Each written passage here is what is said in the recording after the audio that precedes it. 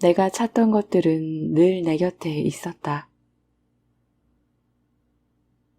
성공한 사람의 대부분은 노력을 노력이라고 생각하지 않는다. 물론 이들은 성실하다.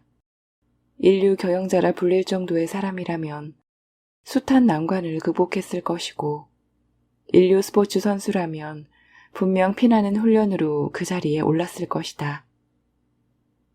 그러나 인류라고 불리는 사람은 그런 배움과 훈련을 노력이라고 느끼지 않는다. 다른 사람들에겐 그들의 노력이 엄청나 보일지 모르지만 그들은 단지 다른 사람들에 비해 좀 더 많이 몰입했을 뿐이다. 어떤 일에 몰입할 수 있다면 그 일에 재능이 있는 것이다. 재능이라는 것은 천부적으로 타고난 것만을 의미하지 않는다. 몰입할 수 있다는 것 자체가 바로 그 사람의 재능이다. 만약 당신이 좀 더 노력하지 않으면 안 돼 라고 스스로를 몰아붙이고 있다면, 그리고 다른 한편으론 너무 힘들어 라며 마음속으로 비명을 지르고 있다면 그 일에 대해 다시 생각해 봐야 한다. 멈춰서서 인생의 의미와 목적을 되새겨 볼 필요가 있다. 인생은 그렇게 너무 애쓰지 않아도 잘 될 수 있고, 당신이 그런 인생을 선택한다고 해서 아무도 비난하지 않는다. 아니, 비난할 수 없다.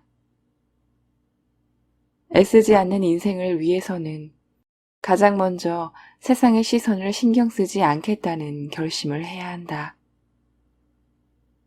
회사에서 일 잘하는 사람으로 인정받지 못하면 좀 어떤가?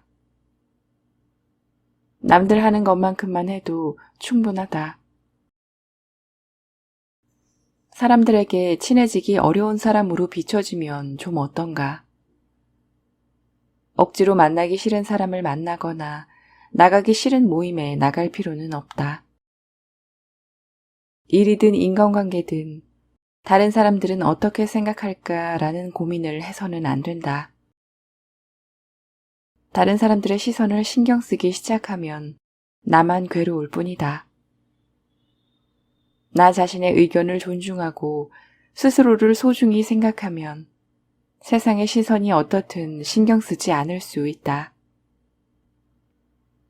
내 자신을 좀 더 중요하게 생각해야 하고 좀 더 해방시켜야 한다. 좀 더 자기중심적으로 살아도 괜찮다. 그러면 자연스럽게 자신에게 어울리는 삶의 방식을 발견하게 될 것이고 살아갈 희망이 솟구칠 것이다.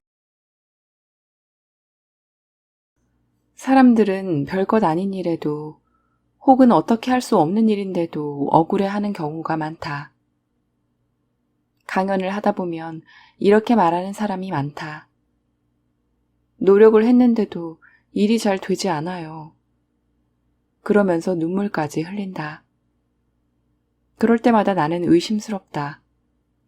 그 사람은 정말로 노력을 한 것일까? 그 사람은 노력이라는 말의 진정한 의미를 알고 있는 것일까? 노력이란 결코 억울할 일이 없는 행위다. 내가 진정으로 무엇인가에 대해 노력했다면 그 노력은 그 자체로 보상을 받는다. 노력하는 행위 자체가 나에게 큰 기쁨을 주기 때문이다.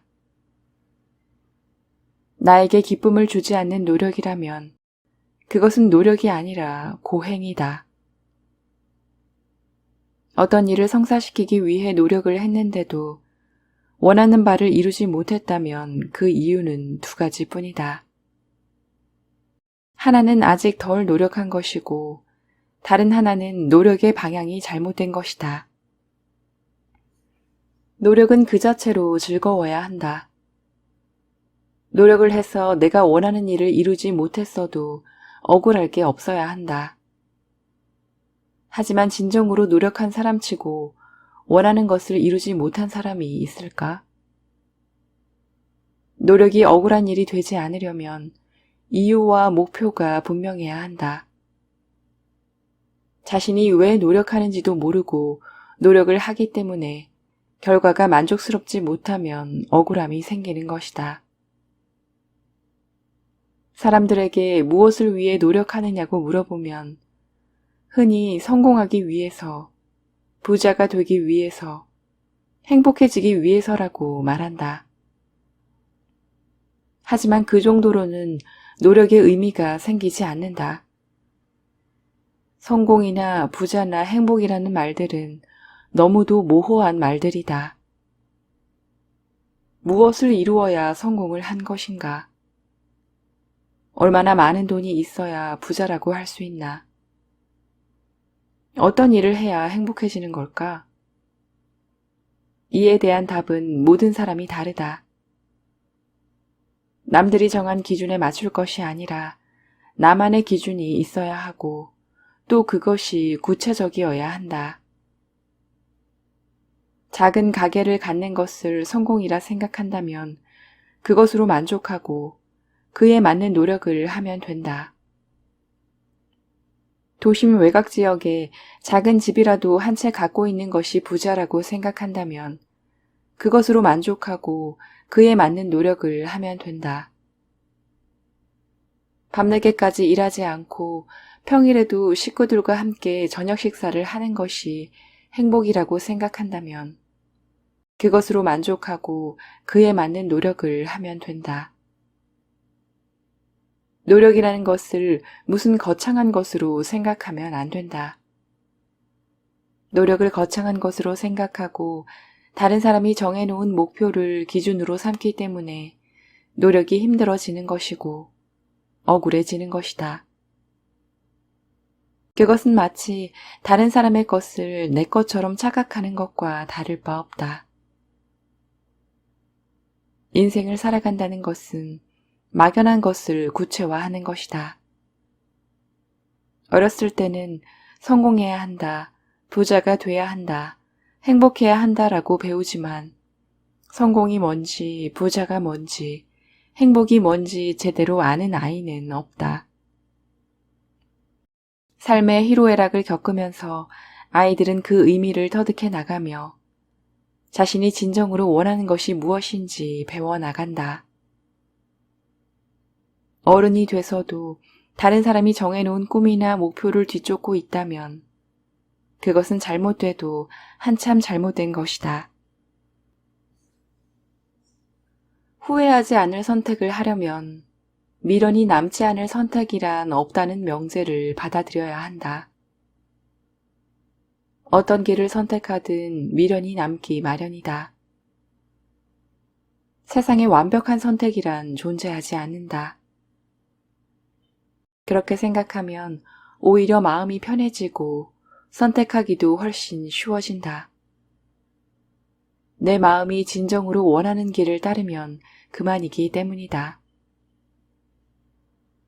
우리는 흔히 한 번 선택하면 되돌릴 수 없다고 생각하는데 그런 생각도 버려야 한다. 모든 선택은 되돌릴 수 있다. 선택이 잘못됐다고 생각한다면 그때 다시 다른 길을 선택하면 된다.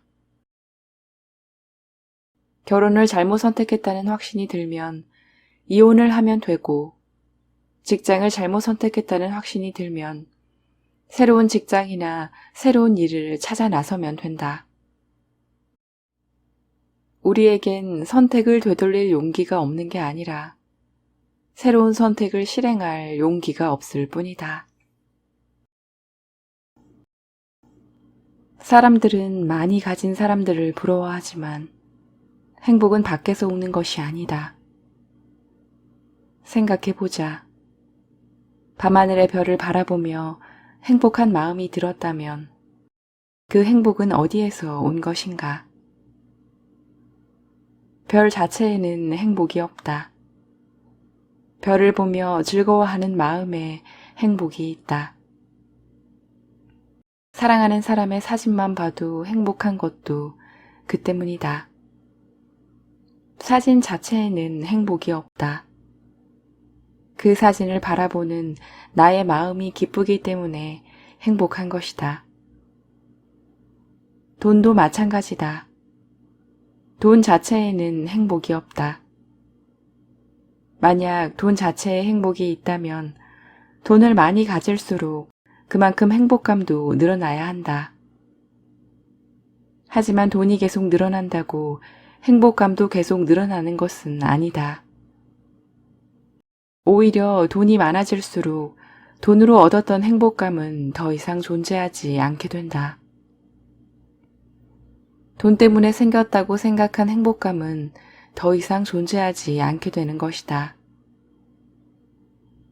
행복은 내 마음에서 오는 것이다. 아무리 맑은 밤하늘에 별이 비처럼 쏟아져도 내 마음이 우울하면 슬프게 보일 것이고, 아무리 고생스러운 일을 하더라도 내 마음이 즐겁다면 그 일이 그렇게 고되게 여겨지지 않는다. 만약 즐거운 마음으로 차를 몰고 있다면 누군가 갑작스레 끼어들어도 그에게 무슨 사정이 있겠거니 이해해주는 마음의 여유가 있다. 하지만 운전을 하기 직전에 기분 나쁜 일이 있었다면 앞차가 조금 느리게 가는 것만으로도 매우 화가 난다. 긍정적인 생각은 긍정적인 생각을 부르고 부정적인 생각은 부정적인 생각을 부르는 것이다. 만약에 안 좋은 일이 생겨 매우 고민이 되고 도저히 해결 방법을 찾을 수가 없다면 이불을 뒤집어 쓰고 자는 것도 좋은 방법이다. 사람이 어떤 한 가지 생각에 휩싸이게 되면 거기서 벗어나기란 매우 힘들다. 해결 방법이 떠오르지 않는데 계속해서 그 문제에 대해 고민을 해봤자 근심만 늘어날 뿐이다. 그럴 땐 차라리 아무 생각 없이 한숨 자고 일어난 다음에 다시 생각해 보는 것이 좋다. 우리의 뇌는 우리가 자고 있는 동안에도 쉬지 않는다. 뇌는 우리가 자는 동안에 하루 동안 겪었던 일을 정리하고 문제가 되는 일에 대해서는 해결 방안을 찾아 나선다. 그래서 많은 사람들이 자고 일어났더니 기분이 한결 좋아지고 문제에 대한 해결책을 찾을 수 있었다고 말하는 것이다. 우리 밖에서 벌어지는 일들은 그 자체로 행복한 것도 아니고 불행한 것도 아니다. 아무리 불행한 일도 그 일을 긍정적으로 받아들이면 극복할 수 있는 일이 되고, 아무리 행복한 일도 부정적으로 받아들이면 쓸쓸한 일이 되고 만다. 우리는 살아가면서 충고를 하기도 하고 충고를 받기도 한다. 친구 관계에서, 직장 동료 관계에서, 부모 자식 관계에서, 사랑하는 사람과의 관계에서 참 많은 충고들이 오간다. 하지만 그 많은 충고들 가운데 정작 쓸만한 충고들이 얼마나 될까? 그리고 충고를 해준다고 해서 그 충고들이 얼마나 받아들여질까? 사람들이 하는 대부분의 충고는 객관적인 것이 아니다. 많은 사람들이 객관적 입장에서 충고를 한다고 전제를 달지만 엄밀히 말해 객관적인 충고란 존재하지 않는다. 충고하는 사람이 세상 모든 일을 경험해 본 것도 아니고 모든 사실에 대해 다 아는 것도 아니기 때문이다. 모든 충고는 주관적이다. 그것도 지극히 주관적이다. 사람들은 자신이 경험한 범위 내에서 그리고 자신이 터득한 지식 안에서 충고를 하는 것일 뿐이다. 그런데도 사람들은 자신의 충고가 객관적인 것이라고 생각하면서 그 충고를 상대에게 강요하기까지 한다. 살아가면서 갈등이 생기는 이유는 이렇게 자신의 생각이 더 객관적이고 성숙한 것이며 상대의 생각은 주관적이고 미숙한 것이라는 선입관 때문이다. 부부싸움을 예로 들어보자. 부부싸움의 원인이 되는 사건은 다양하다. 아이들을 어떻게 키울 것인지, 양가 집안의 문제를 어떻게 처리할 것인지, 집안일을 누가 할 것인지, 돈 관리를 어떻게 할 것인지 등이 그런 것들이다. 하지만 부부싸움이 벌어지는 양상을 들여다보면 어느 부부든 비슷한 패턴을 보인다. 그것은 바로 자신의 생각이 옳고 상대방의 생각은 잘못됐다고 주장하는 것이다. 물론 어느 한쪽의 생각이 옳을 수도 있다. 하지만 그렇다고 해서 문제가 해결되는 것은 아니다. 시시비비를 가리는 것과 문제를 해결하는 것은 다른 문제다. 모두가 의도치 않았던 문제가 생겼다면 그것은 두 사람의 의지와는 무관하게 발생한 문제이다. 그렇게 서로의 의지와는 무관하게 생긴 일에 대해 누구의 탓인지 따지는 것은 불필요할 뿐 아니라 상황을 악화시키는 어리석은 행동이다. 사람이라면 누구나 지고 싶어 하지 않고 지배받고 싶어 하지도 않기 때문에 누군가를 탓하게 되는 순간 방어적이고 공격적이 될 수밖에 없다.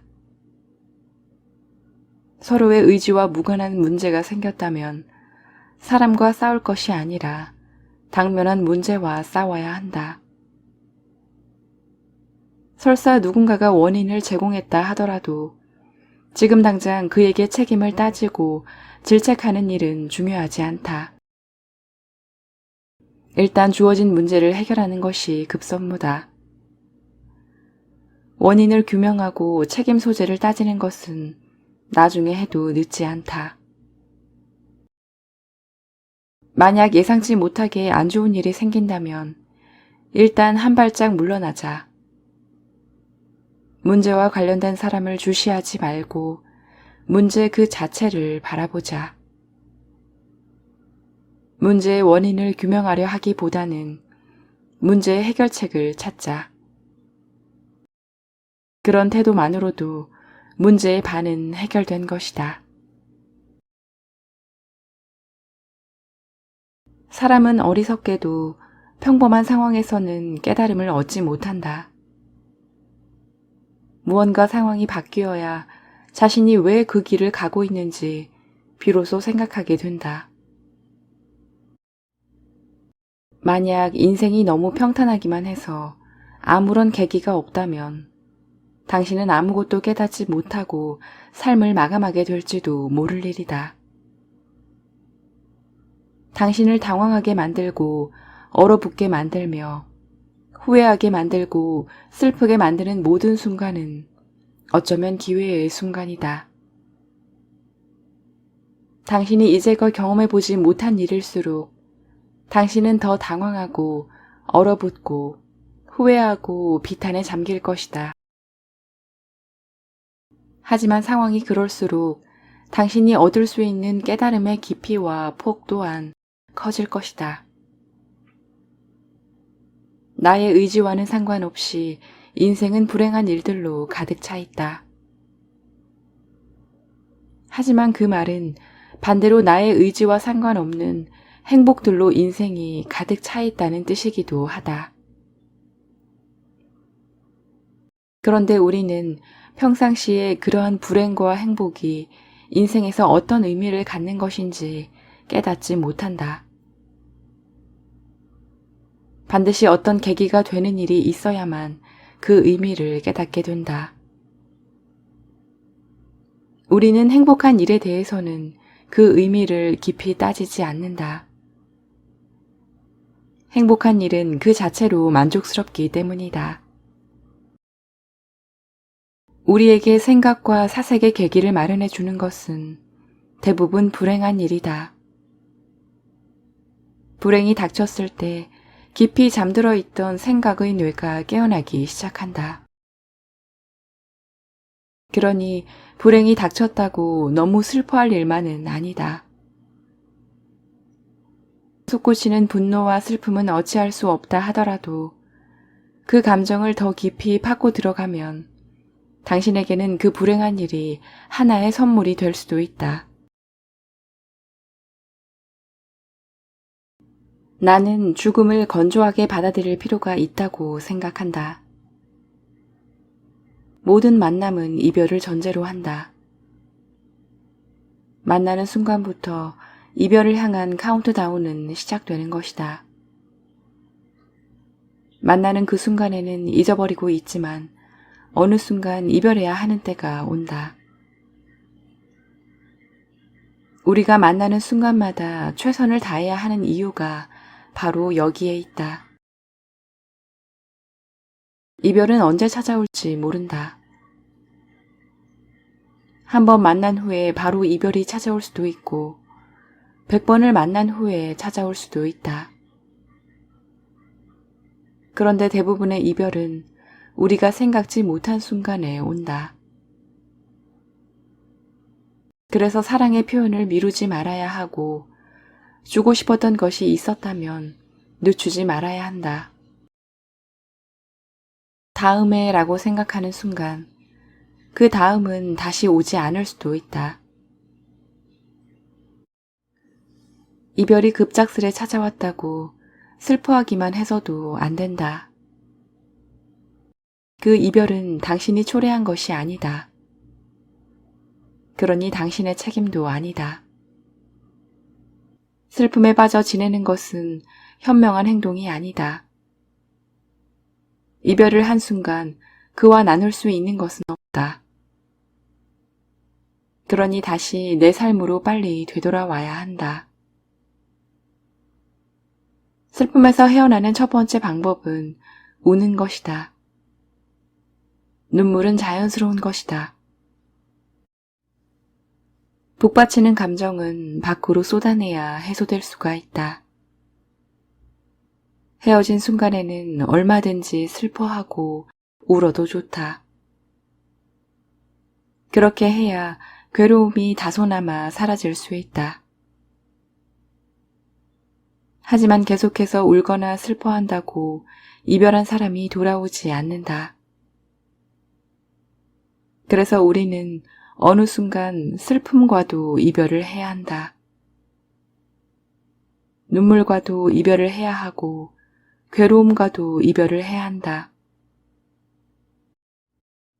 그렇게 이별을 해야 우리는 새로운 만남을 가질 수 있다. 이별이 두려워서 새로운 사람을 만나지 못하는 사람들도 있다.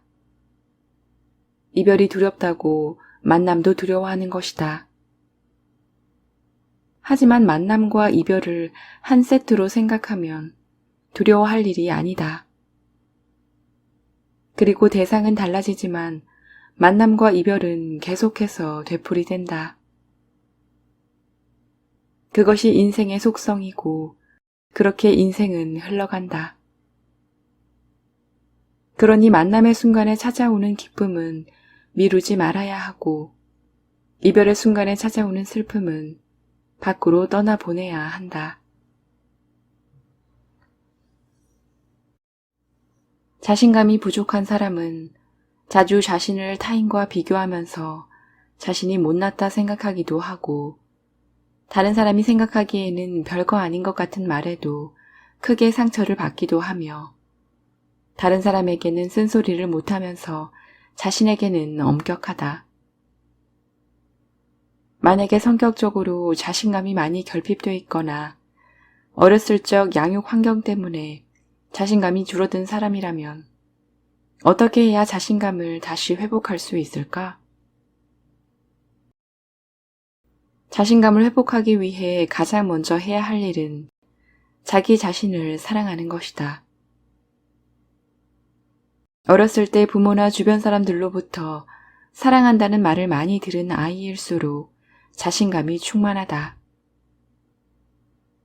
사랑한다는 말은 마치 마법과도 같아서 그 말을 듣는 사람에게 삶에 대한 의지와 용기와 힘을 부여한다. 하지만 타인이 나에게 들려주는 사랑과 내가 나에게 들려주는 사랑에는 차이가 있다. 타인이 나에게 들려주는 사랑은 타인에게 의존적이어서 그 타인이 사라지거나 변할 경우 덧없이 무너질 수 있다. 그러나 내가 내 자신에게 들려주는 사랑은 다르다. 그 사랑은 내가 존재하는 한 절대 사라지지 않으며 그 사랑은 주변의 모두가 떠나가도 내 곁에 계속해서 남아있다. 그 사랑은 다른 어떤 사랑보다 굳건하게 나를 지켜주고 절망의 나락에서도 나를 구해줄 수 있다. 나에 대한 사랑은 모든 사랑의 주춧돌이다. 나를 진정으로 사랑할 수 있는 사람만이 타인도 마음 깊이 사랑할 수 있다. 나를 참되게 사랑할 수 있는 사람만이 타인도 거짓없이 사랑할 수 있다. 생각해보라. 자기 자신에게 믿음을 보여주지 못하는 사람이 어떻게 타인으로부터 신뢰를 받을 수 있겠는가? 그렇다면 나를 어떻게 사랑해야 할까? 첫 번째로 해야 할 것은 나에 대한 사랑을 표현하는 것이다. 어렸을 적 엄마와 아빠는 아이에게 수시로 사랑한다고 말해준다. 사랑은 표현이기 때문이다. 엄마와 아빠처럼 그렇게 내 자신에게도 사랑한다고 표현해주자. 아침에 일어나면 스스로에게 부드럽게 속삭여라. 사랑한다고, 너를 정말 끔찍히 사랑한다고. 두 번째는 타인과 나를 비교하지 않는 것이다. 세상에 똑같은 사람은 존재하지 않는다. 그런데 나를 누군가와 비교한다는 것은 내 삶이 아닌 그의 삶을 살겠다는 말과 같다. 당연히 그것은 불가능한 일이고 불가능한 것을 쫓다 보면 내 삶은 사라지고 만다. 아무리 대단해 보이는 삶이라고 해도 인생의 희로애락은 마찬가지다. 부자라고 괴로움이 없을 수는 없으며 권력자라고 시련이 없을 수는 없다. 오히려 가진 게 많을수록 괴로움과 시련이 더 클 수도 있다. 세 번째는 잘못된 일에 미련을 두지 않는 것이다. 세상 일은 가끔씩, 아니 어쩌면 자주 내 뜻대로 되지 않는다. 세상 일이라는 것은 어느 한 가지 원인만으로 만들어지는 것이 아니다. 아주 작고 사소한 일도 여러 가지 원인이 결합돼서 일어난다. 잘못된 일 또한 마찬가지다.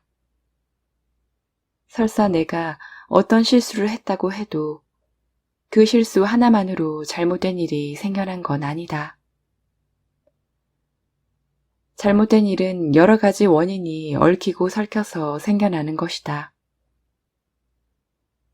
그러니 내가 잘못된 일에 하나의 원인을 제공했다 하더라도 크게 자책하지는 말자. 잘못된 일에 대해서는 다시 그 일이 일어나지 않도록 앞으로 최선을 다하면 그만이다. 지나간 일에 미련을 둔다고 그 일이 사라지는 건 아니다. 후회하고 자책하는 마음이 드는 건 어쩔 수 없을지 몰라도 그 시간을 길게 느리지 말자. 그보다는 어떻게 하면 앞으로 더 행복하게 잘 살 수 있을지 고민하는 게 낫다. 인류 셰프조차도 100명의 손님 모두가 자신의 음식을 칭찬할 것이라고는 생각하지 않는다. 그는 단 한 명의 손님에게 맛없다는 혹평을 받았다고 우울해하지도 않는다. 그는 그저 사람의 취향은 천차만별이니까 어쩔 수 없는 일이다 라고 쿨하게 생각한다. 살아가면서 모두를 만족시킬 수는 없는 일이다. 사람들이 원하는 것은 천차만별이고 각자가 추구하는 것 또한 다르다. 그들에게 피해를 주는 것이 아니라면 내가 옳다고 생각하는 방향으로 내 일을 밀고 나가야 한다. 만약 내 자신이 힘들고 지쳐 있다면 내면의 소리에 귀 기울여야 한다. 내 안에는 서로 생각이 다른 존재들이 있다. 그 존재들이 서로 대화를 나누도록 해야 한다. 질책하거나 싸우려 하지 말고 여러 소리를 들어주는 것이다. 그렇게 내면의 소리를 경청하는 것만으로도 문제 해결은 한결 쉬워진다.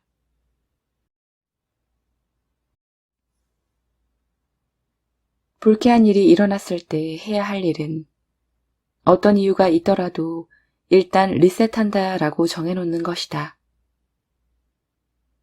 예를 들어 누군가와 만날 약속을 했는데 상대방이 갑자기 취소를 했다고 하자. 기대가 무너진 것에 대한 허무함과 제멋대로 취소를 한 상대의 무례함에 화가 치밀어 오를 수 있다. 그러나 마음속에서 부정적인 감정을 방치하면 마음은 점점 썩어 들어갈 것이다. 그것만큼 바보스러운 짓이 있을까? 그렇다고 미안하다 말하는 상대에게 화를 내면 그것은 더욱 상황을 악화시킬 뿐이다. 이때 리셋이 필요하다. 그냥 그 일에 마침표를 찍어버리는 것이다. 그 일은 지나간 일이고 앞으로의 일이 중요하다고 생각하는 것이다. 이렇게 하면 부정적인 감정을 단번에 끊어낼 수 있고 앞으로의 일에 집중할 수 있다.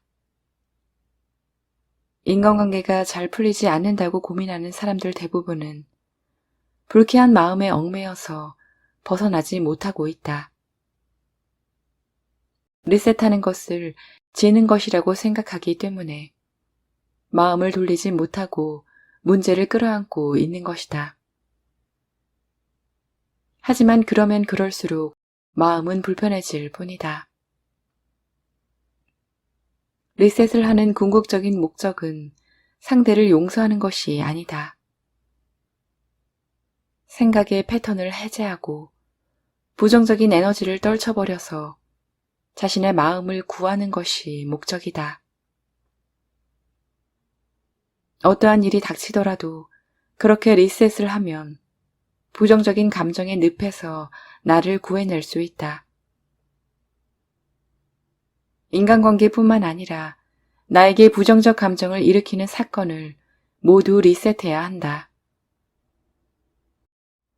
사건들은 내 의지와는 상관없이 일어난다. 내가 통제할 수도 없다. 그냥 그런 일이 일어났을 뿐이다. 그러니 내가 그 일에 얽혀 들어갈 필요가 없다. 나는 단지 그 사건에 대한 나의 생각을 리셋하면 그만이다.